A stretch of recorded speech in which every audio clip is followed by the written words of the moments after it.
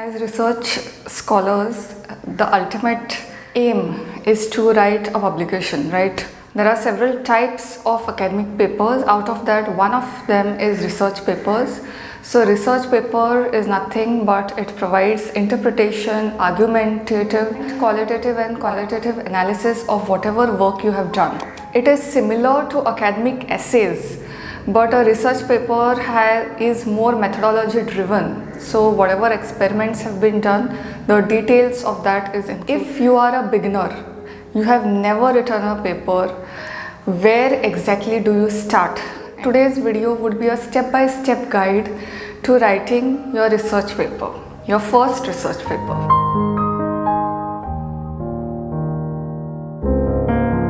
When it comes to starting, most often what is ignored is putting a schedule in place. Marking a time, date, marking that in your calendar, putting reminders or whatever. I've seen students often ignoring this step, and then some of the paper is written, some of the paper is not written. What I generally do is I put it on Google Calendar. I put a reminder in my to-do list app. If you are using an offline version, you can do all that. For me, it is usually in the morning because that is the time which I find suitable for me to do writing work or reading work. For you, it could be late evenings or mornings or whatever. The time doing for reading and writing is different from the time doing for experiment. Okay. This is the first step and by far the most important step in this process.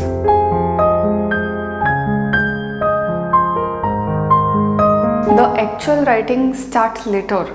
First, the thing that you need to understand is in what journal, what kind of assignment it is, what kind of writing it will be, whether it will be a review paper, research paper, or understanding what is the page, what is the word limit. Each journal has a separate word limit. Some journals don't have a word limit. What are the different points that need to be covered and what kind of sources are you going to use? Maybe you are writing paper on one of the experiment or some of the other part, but then you need to understand what all additional things that are required. Just putting that one experiment may not help. Reading different papers and understanding what all is going to come in your paper. Formatting details like footnotes, side notes, title, what should be the font and all these things you need to understand. You are not starting to write, but you need to have a clear idea of how it would be. What kind of sources are allowed, whether it is books, articles, conference proceedings. So this stage will comprise basically of you understanding what to write.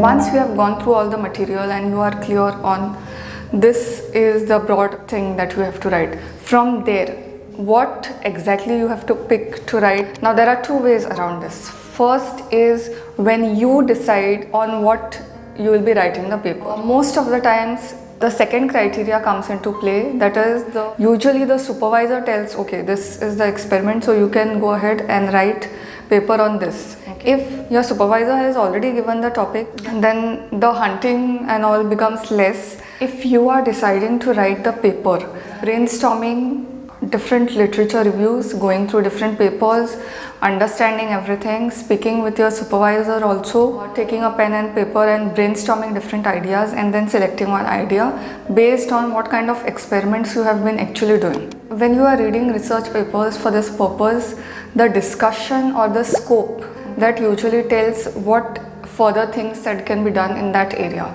from your field. So once you have an idea of a broad topic, then obviously you can narrow it down based on whatever research interest you have and the experiments that you have been doing.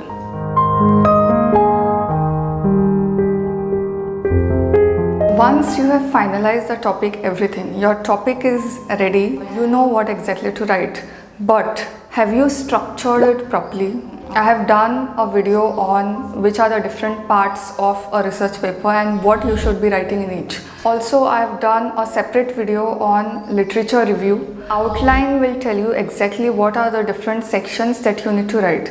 This will again depend on your journal and what kind of paper it is. Sometimes summary and discussion is clubbed in some papers, sometimes it is separate. Which are the different headings that you will be writing?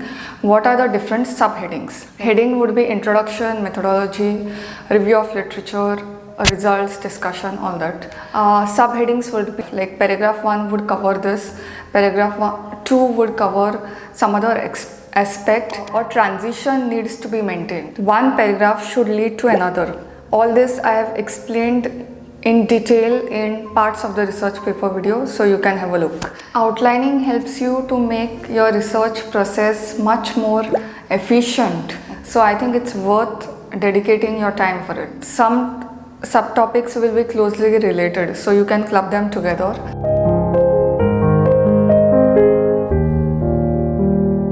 Moving on to the actual part of writing. We have decided everything, topic, everything, outline is done. And there are 3 things that I want students to remember. You need not write in the order that a research paper is read.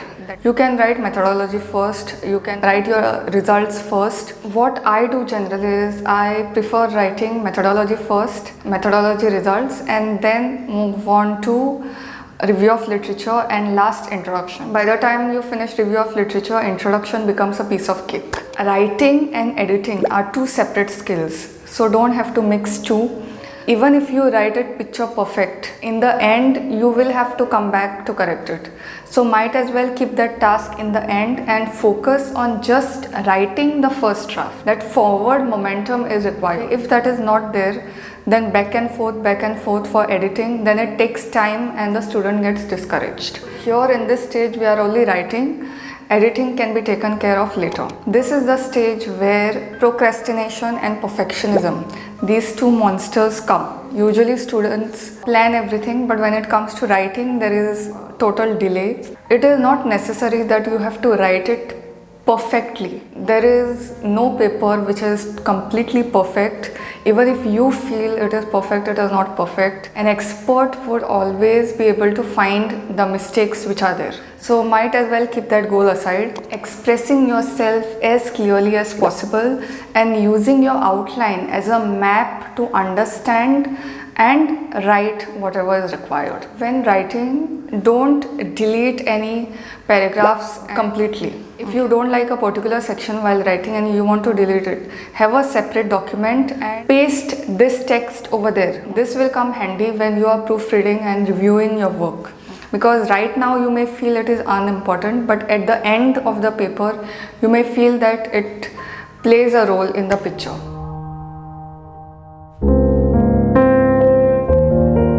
Here the goal is to make sure that your paper is well articulated. It ties to the original theme. Okay, you are not drifting away from the actual topic of the paper. Logical organization and flow of the paragraphs. Each paragraph should lead to another. There should be no separation. And all this should tie to your main theme. Checking every sentence whether it ties to the main topic. If there are any technical terms which only your experiment or your trial utilizes, then you need to mention which are the different abbreviations. Just because it is used in your research, it does not mean that the reader would understand what it is. Grammatical errors, formatting, sentence errors, all these different formatting details, alignment, everything needs to be checked. The font size. Look for any typos, any unnecessary words. Many of the times we use words as fillers. You put it because you are in the flow of writing. And what kind of citation style it is, whether it is APA or MLA, you need to check and put accordingly. I'll make a separate video on citation styles if you want. You have saved this document is there, which is already saved. Now you go to file section, save as, and the final draft. Save it as the final draft, and now whatever discussion that we would be doing, this we would be talking about the final draft, and later we will compare the final draft to this particular draft.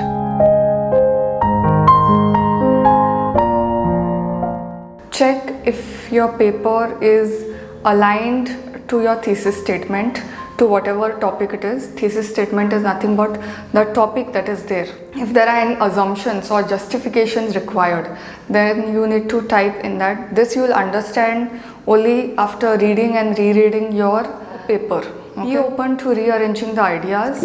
If there is something out of place, then feel free to reorganize it, because we have already saved the previous document. Since writing of paper takes several hours or several days, okay, and for me it takes several weeks also. By the time you reach your final draft, there could be new ideas and new things that you might want to include. If it is major changes, then you can skip, but if you wish to add any kind of paragraphs or anything, then feel free to arrange over there. This should complete everything with respect to the final draft, and this paper will go for review and then you will get suggestions based on that. It all depends on having a schedule and implementing that